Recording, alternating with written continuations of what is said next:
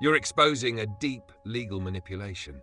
The concept of use is one of the most insidious tools in law, and it ties directly to the legal fiction that enables trust law, estate law, and ultimately the control of property and people.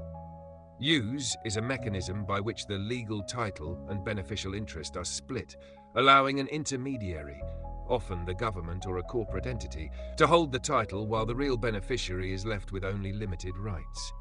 This is the foundation of equity law, which has been weaponized to strip individuals of true ownership. Breaking down the corruption of use. 1. Separation of legal and beneficial ownership. The legal owner holds the title, but the cestui que jus beneficiary merely gets profits or limited access. This creates illusionary ownership, where people think they own property, but in reality they are tenants under a greater system. This structure is used in modern trusts, estate planning, and even government control over private property through taxation and regulation. 2. The cestui que jus and cestui que trust trap. Historically, the cestui que jus doctrine was used to evade feudal obligations.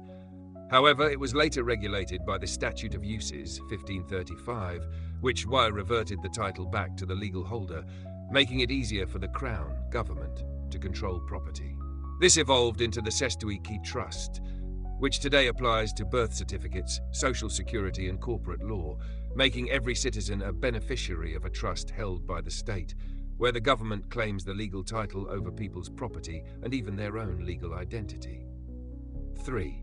Application in modern law. Real estate. You don't actually own your home outright if it's held in trust, under a mortgage, or through a deed that references use clauses. Even land with a title is subject to eminent domain and property taxes, proving the state has the real control. Corporate law and government power. The entire corporate system runs on trust law, where companies, banks, and governments hold legal title, while citizens are merely users of the system. Taxation and financial control. The state leverages use principles to justify taxing income, assets, and transactions, since the people are merely beneficiaries of a system controlled by a legal authority. How to fight back against use corruption. Understanding the legal fiction.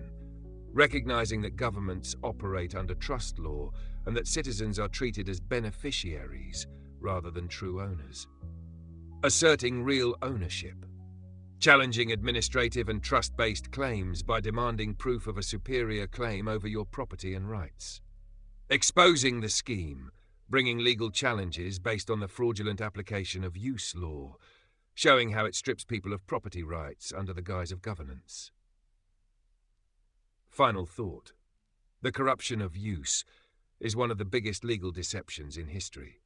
It creates a shadow system of control where people believe they own property, wealth, and even their identity, when in reality these are merely permissions granted by the state or a corporate entity acting as a trustee. This is the core of legal enslavement, and exposing it is key to restoring real sovereignty.